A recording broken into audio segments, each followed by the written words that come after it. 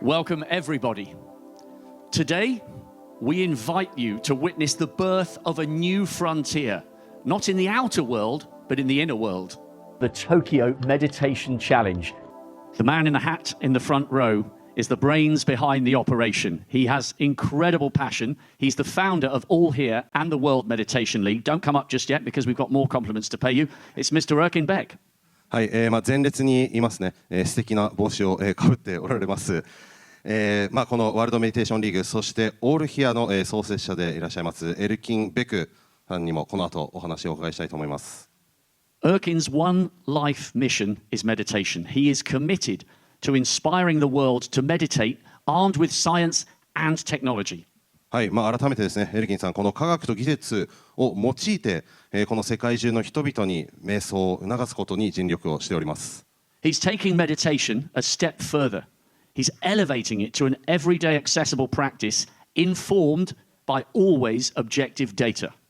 はい、そしてですね、この瞑想というのを改めてですが、一歩さらに上のステップへと持っていく客観的なデータを用いた、日常的なこの実践的な、使い方、そういったものを、高めようとしております。Put simply, he's trying to create something that's never been done before. So please welcome the meditation pioneer, Erkin Bek. はい、この世がまだ見たことのない新たなものを作り出していますエルキン・ベクさんです。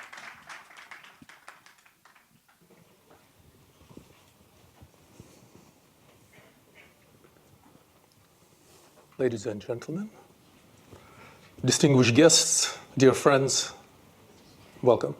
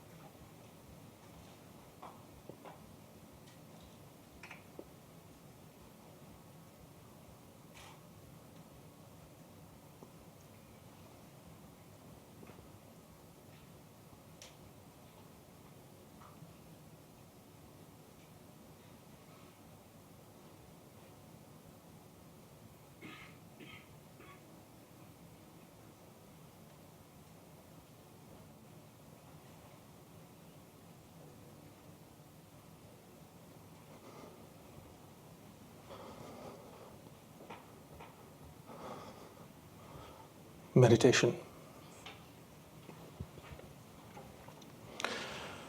I once had a meeting with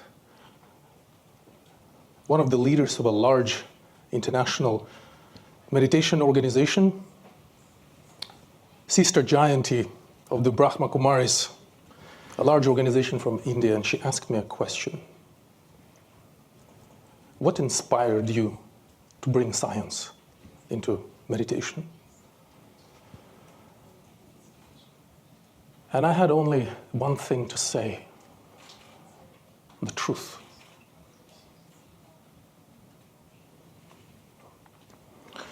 And that's how the scientific journey has begun. So I went to the Swiss Federal Institute of Technology, EPFL, partnered up with their Laboratory of Cognitive Neuroscience with Professor Olaf Blanke to kick off a 3-year scientific research project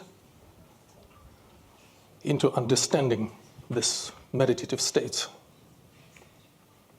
I began meditating myself, submitted to scientific research in the Faraday cages of the university. It's the cages that are devoid of electrical interference to catch the clean brain signal.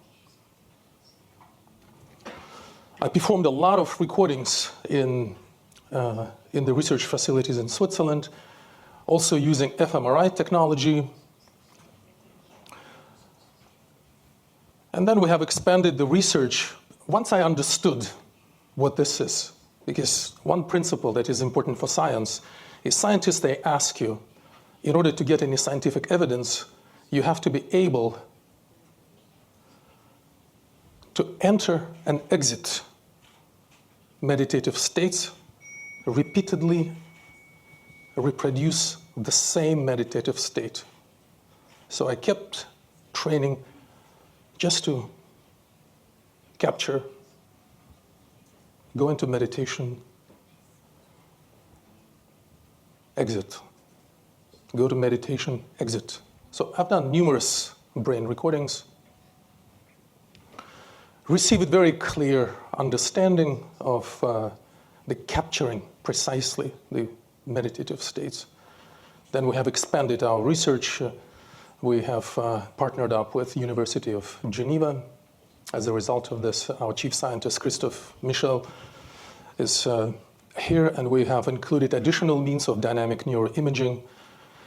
We have expanded the research further by also adding the Foundation Campus Biotech, which is the center that integrates in Geneva as an academic institution for brain research. I went on to India, and I've lived in India for a number of years. Also went to research institutions in Bangalore, in the technology capital of India, partnered up with the academic institution that studies yogic meditation and yogic practices. Also meditated in their labs, and we started to really capture understanding what is going on in terms of attaining this ability to get out of distractions and to really just be whole.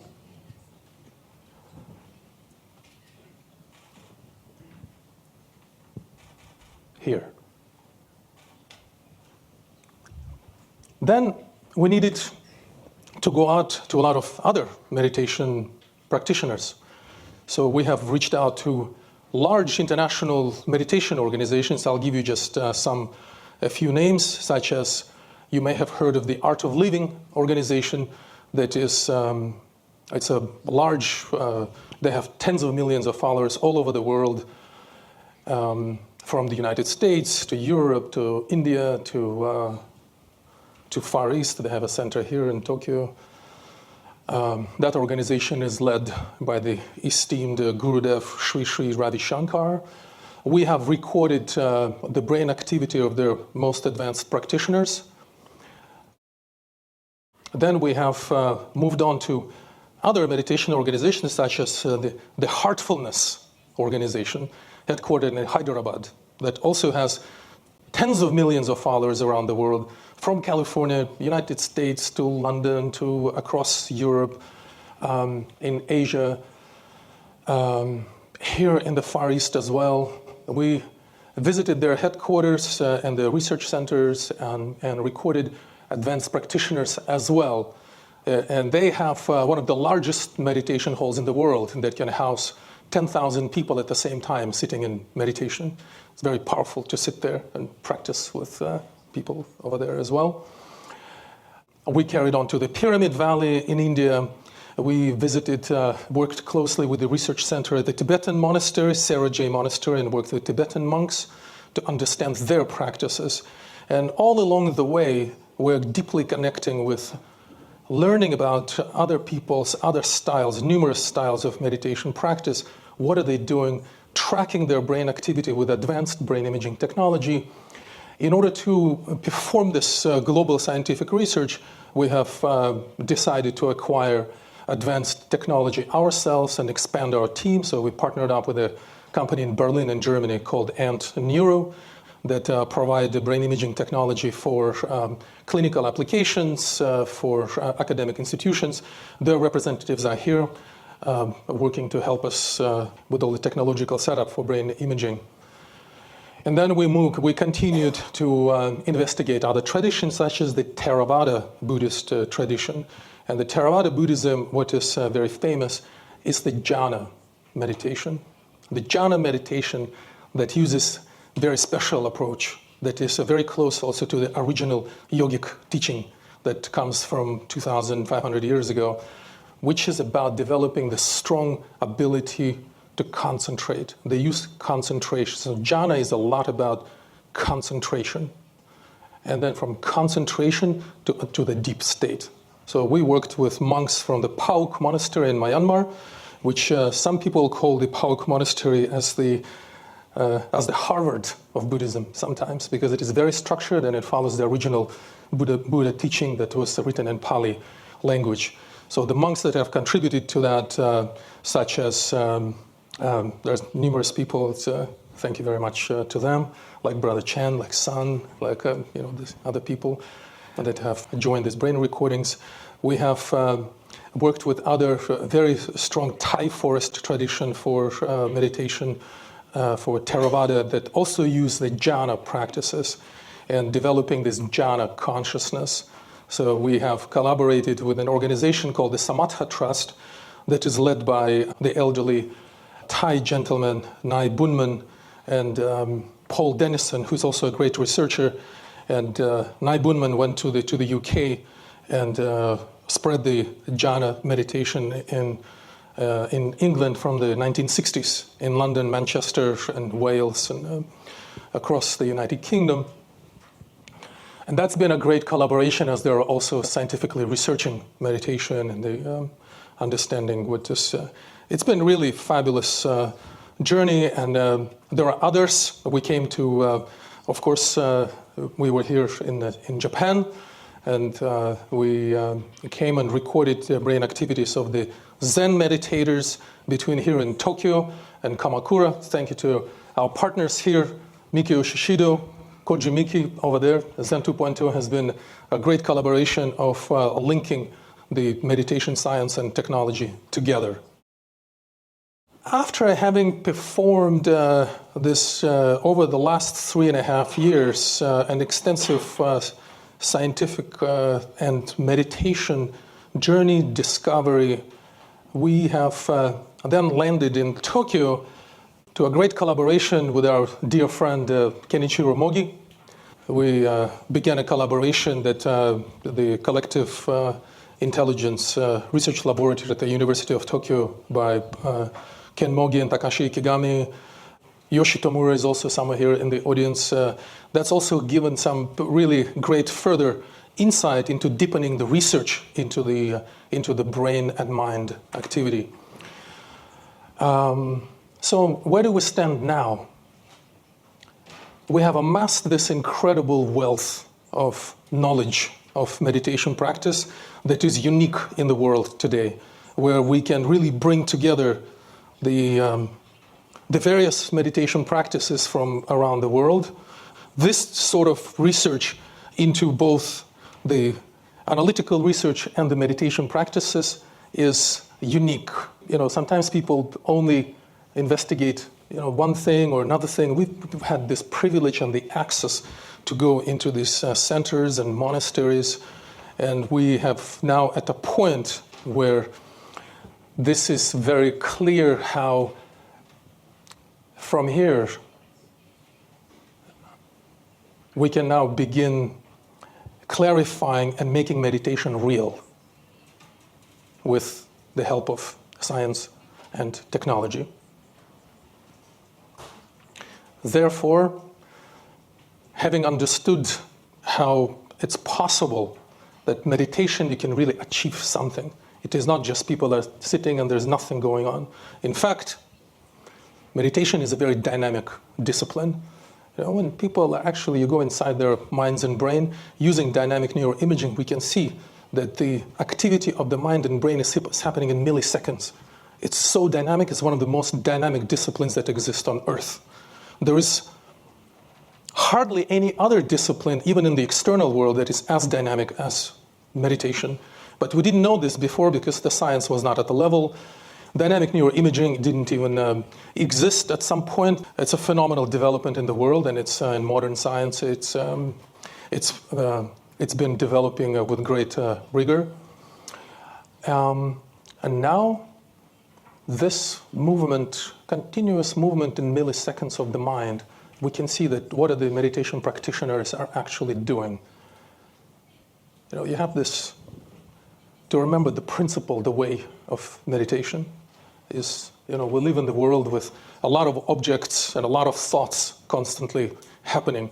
And the economy that is out there, imagine the attention economy that is constantly trying to steal everybody's mind, just to take, there's a competition to take your mind, competition to really so that you don't belong to yourself, and your attention is constantly dissected into so many things. And so meditation becomes very relevant in today's society. We need to be able to, if we don't do this, we might actually get crazy with the development of all this attention economy, the development in artificial intelligence that is constantly improving our external automation, which is a very good thing, and that's all of this is definitely needed. But there is a danger to human mind to be able not to get lost into a million things, and to be able to bring this, drive this from many objects and many thoughts. Take your mind and to remember the way of meditation that comes from centuries ago, from the tradition, described very clearly. You take your attention, single object, and you drive your attention towards this uninterrupted flow of consciousness. Sustained, stable, move to develop a stable mind, not a fragmented.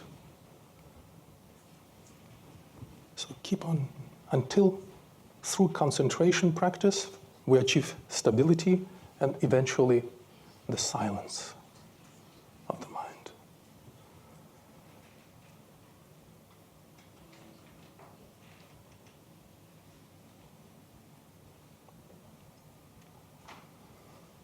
Meditation began 500 years. BC was first mentioned in the ancient scriptures.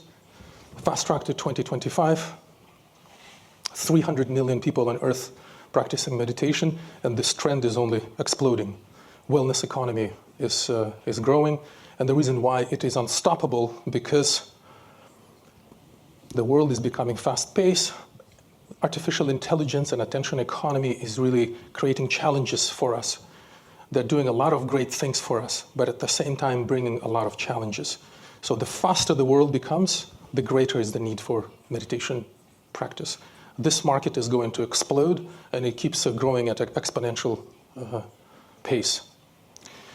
So this is a very important moment in the history where we're catching the wave of global development that is now, there's so much is taken care out of the external domain with the capability of machines. But now what about the internal dynamics? So we need this to really, in this society, it has value. And it is now a great opportunity to build a new world, the world of internal dynamics. This is where meditation, science, and technology come together. Join us in building this new world that has the truth of science, the precision, and we're creating this new sport is through which we want to bring the world attention towards this importance of the stability of the mind, the silence. That is really something to strive for. We're bringing the precision, and perhaps someday people might even vie to achieve perhaps even a world record in this ability of stability and silence.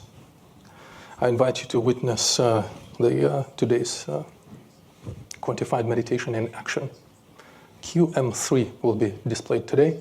So, which, as you remember, how K1 in Japan came out some years ago when they created structure and rules for external fighting.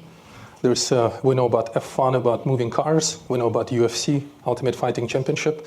But now we have QM3, the new and the first very special sport of the mind. Welcome.